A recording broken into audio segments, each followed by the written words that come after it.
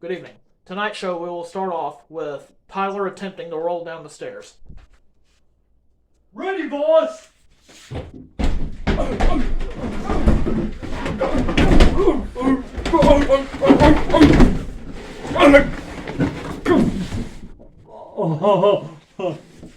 Well, that wasn't very good now, was it? It's the Tyler and Brand Show! Starring me! Yeah, and me too.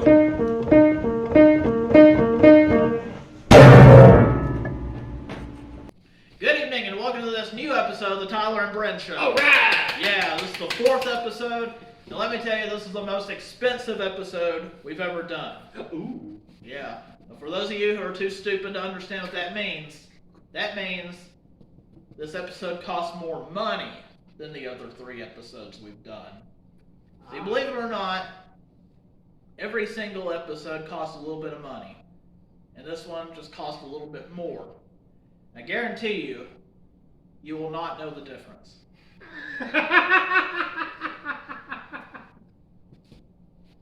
I know this is kind of a shocker to everybody. You know, we have to spend money on this. But I guarantee you, nobody spends money on us. We do not get paid for any of this. And let me tell you, we are worth every penny of it. We are worth it. I mean, I wish we could get paid in Danishes, but in fact, I have one upstairs. Oh, well, that's nice. It's nice to let everyone know about that. Well, yeah, the problem is, I was going to ask you to go get it. I'm not going upstairs to get you your Danish. Why not? I don't want to. Come on, please. No, you get it. I ask you one thing, and you don't want to do it for me. That's correct. Please, No. come on, just one Danish. I'm not getting it. I'll pay you. Yeah, how much? I got a nickel. Go to heck, Tyler. Oh, come on! No, I'm not doing Please! it. No. Don't make. I'll What? What are you gonna do? make the camera crew go on strike. Yeah, right. No, you ain't. Don't try me. Nah, I dare you. Hey guys! What are you doing? I'm making the camera crew go on strike, like I said. No, you're bluffing. Come on, man. Hey guys! Since Bryn doesn't want to go get me Danish No, for me, You're not really gonna do this now. I need you to go on No. strike. I'll get you your Danish, okay? I'll do it. You will? Yeah. Just don't do anything irrational, okay? I'm crazy enough to do it. Don't do anything crazy. I'll get you your Danish, all right? Okay. Huh? You get my Danish, nobody gets hurt. Okay, I'll get it. Jerk. We now present to you, with reservations, poetry with Tyler. I don't have the inspiration for the time. I don't have the inspiration to make a rhyme. Oh, this grass is so tall. Every time I go through it makes me fall. Alright, go. Last time I broke my leg, and now I have a peg. And now we are at the shed, because it's time for me to be fed. Violets are red, roses are blue. You look like a twat. I want to hit you with a baseball bat. I have a feeling in my heart, I know it to be true. I love myself for hating you.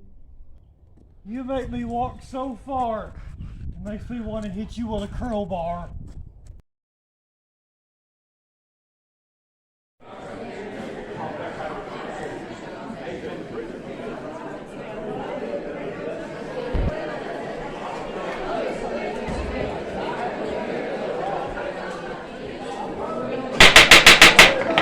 I need order in this court.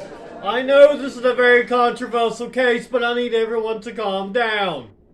Now, I have heard all the arguments from the accuser. I now want to hear the testimony from the defendant and his barrister. I now call them to the stand. Yeah, Tyler, ready to win this case? Yeah, I'm screwed. Hey, I know what I'm doing. I got a plan. What are you gonna do? You're gonna BS your way right out of this one. Oh, are you now? Yeah, that's right, so don't worry, I got this. Oh, that makes me feel a whole lot better. Shut up. You shut up. You shut up. Shut up. Big idiot. Butt face. Hey, you want to win this case or not? Okay, I'm sorry. Well, you two get on with it. Hey, shut up! That's right. That's what I thought. Oh, now look what you made me do, Judge. I lost my place and my address to the court. Now I don't remember where I was at. You haven't even started yet. Hey, it's strategic. What is that supposed to mean? I'm running time off the clock so the other team doesn't score. That's right. Hey, I'll clean that up in a minute. Alright. Alright, let's get started. Friends, citizens, jurors, this man stands before you accused of leaving his car overdue on a parking meter. But I'm here to prove to you that this man is innocent, and he has been framed of this dastardly crime. As you know, his car was found overdue on a parking meter on Seminary Street. And for the benefit of the court, where were you when your car was discovered overdue on the parking meter?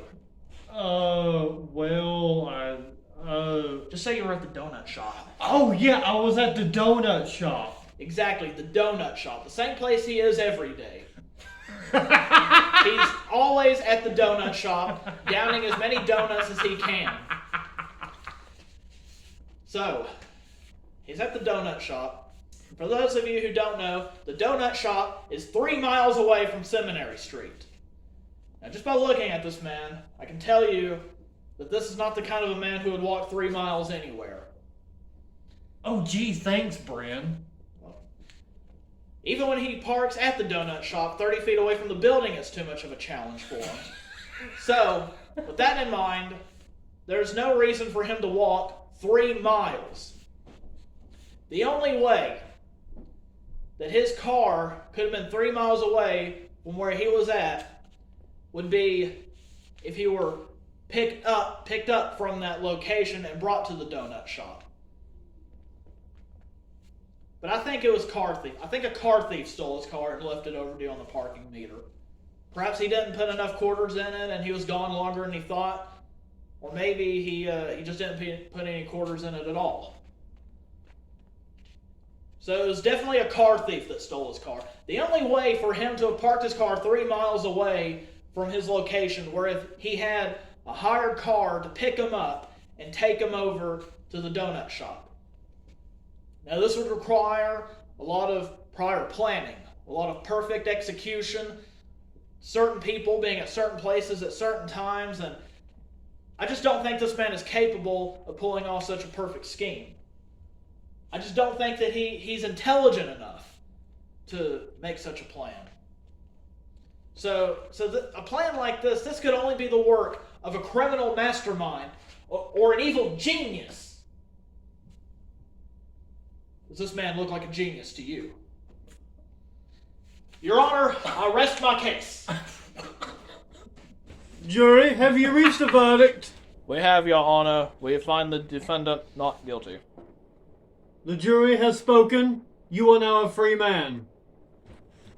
And now I might add, that is the most convincing defense I have ever heard in my life. Court adjourned. See, I told you I'd get you out of this. Yeah, by insulting me. Hey, it works. Suckers.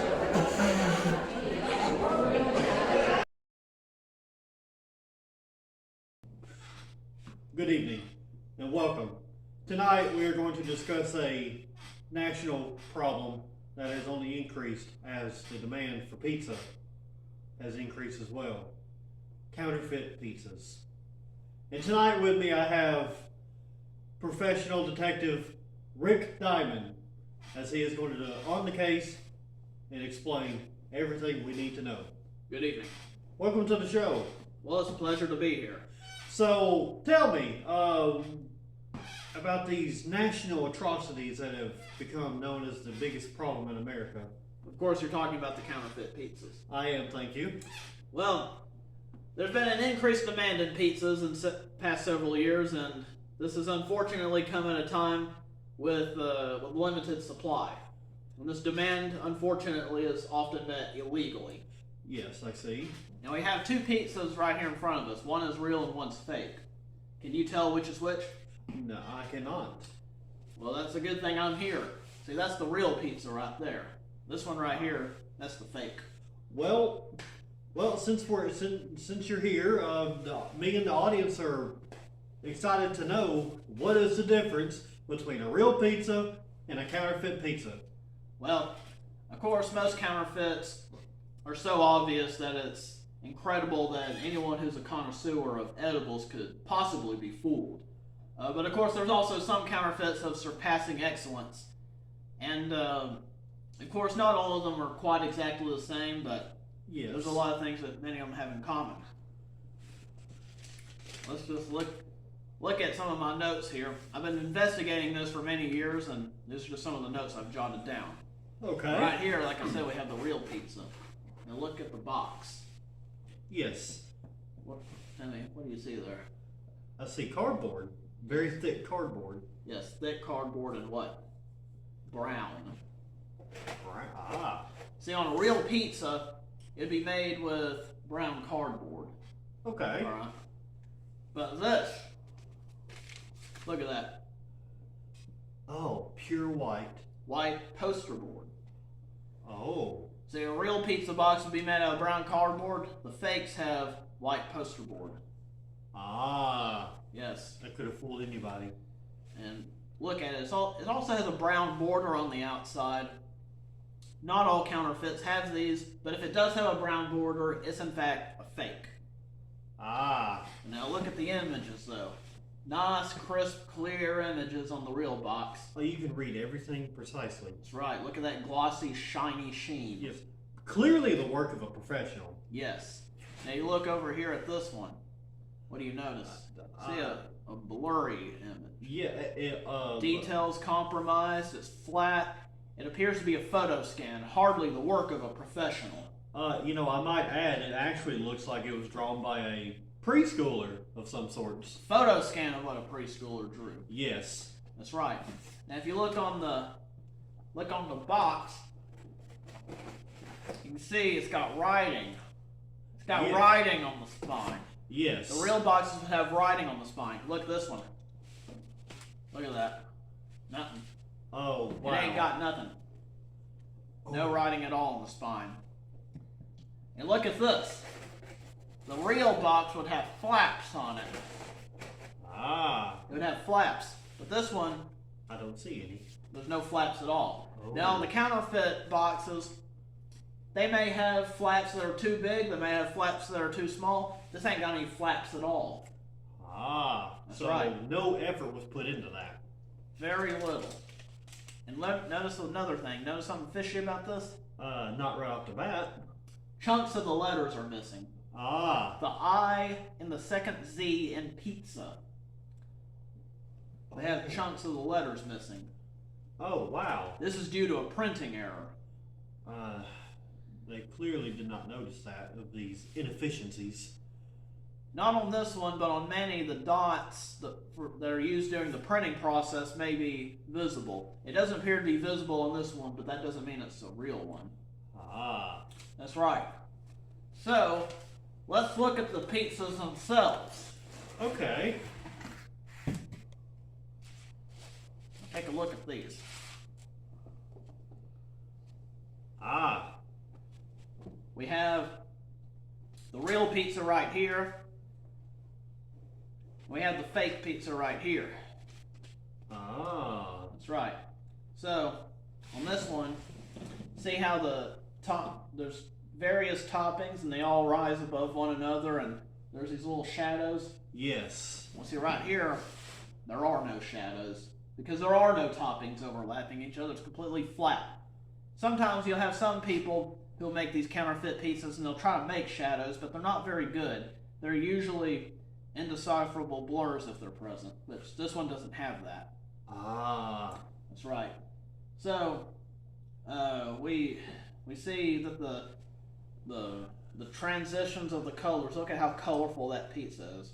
Smooth transitions. The Yes. toppings overlap. Look at this. all the toppings in abruptly. The toppings don't mix very well. Ah, nice. You know, look at that. It's nice. It's radiant. It's shiny. And there's it's easy, you know, very distributed evenly across the whole pizza. Evenly distributed. It's a lovely pizza. The toppings are varied and it's proportional. Look at this. Now what I see here is that none of the toppings are touching each other, which is right. unrealistic. That's right. It's not done very well. I mean, it's dull, it's flat, it's missing colors, it's missing toppings. Look, it doesn't have any ham, doesn't have black olives. I mean, I don't really see any beef either. I see something that looks like it's supposed to be sausage. I mean, that's not very good effort at all, and we've been fooled for years. Exactly. Look at the crust here. Look how nice that crust is. Yes. On a real pizza, it would be in between 1 inch and 7/8 of an inch thick. But you look at this one, it grossly exceeds it. Ah, I see. Yeah, that's right. Now, the biggest difference, of course, is the pizza itself. Get you one of those small slices there. Okay. So, you look at it, you see how thick it is. Yes, I do. See the crust here, it's nice and fluffy. Yes. And, of course, when you actually eat it, you can really tell the difference. Oh, yeah. All that is a variation of taste, everything else. Mm-hmm. I'm getting some onions, Yes, and black olives, all that meat. I mean, tomato sauce.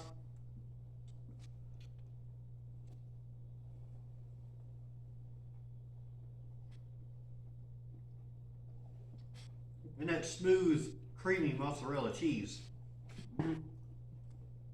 Getting some sausage and beef in there. Green pepper. Yes.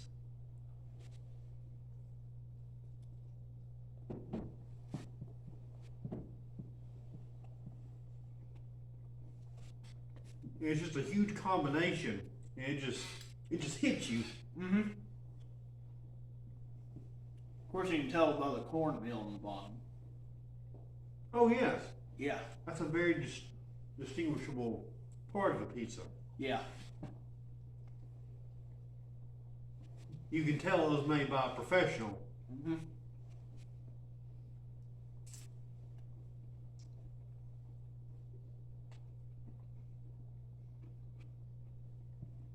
Of course, you get to the crust, you can really tell the difference. Oh yeah, it's very soft, fluffy, but it's still thick. Mm-hmm.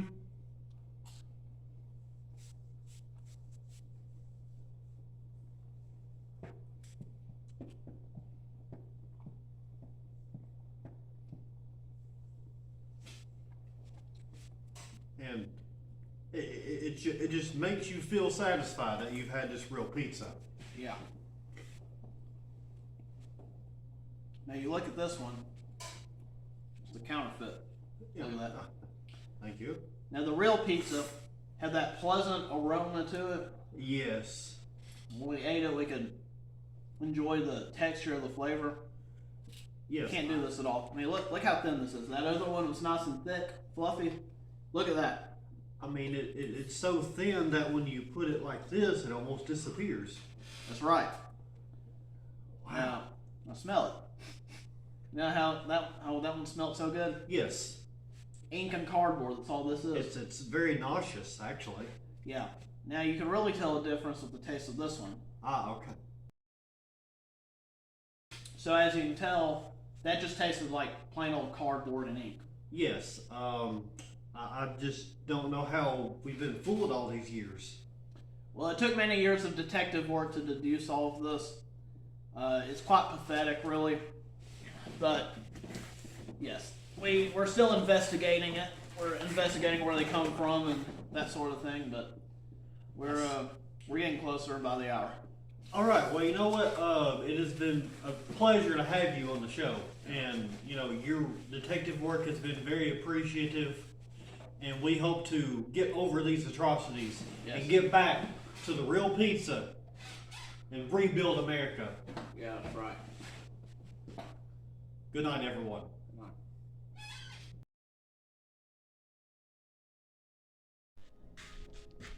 What are you doing? I'm recording you. Why? We need a minute and a half. I don't like you. I We never have liked you. We need 1.5 minutes worth of material before we can finish the episode. Look, I do not like you. I never have liked you. I'm just here just for the financial gain later in this life. Well, yeah, I know that, but we still need a minute and a half worth of material. Well, who says I can count that far? Well, nobody did.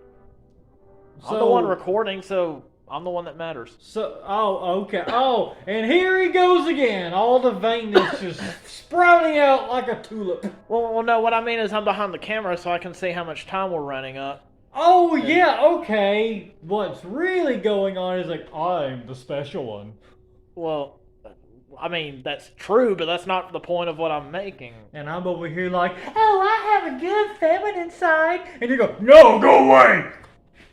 Well, yeah. So how about that? Well, I mean, you didn't say anything inaccurate. I'm just saying we just need a minute and a half's worth of material, and then the episode will be done. Is this too much for you to process? Yes. You're going to have to explain that in simple terms. Well, the show's 1.5 minutes short, and we need 1.5 minutes to make it not 1.5 minutes short. Is that good? Yes. Okay, good.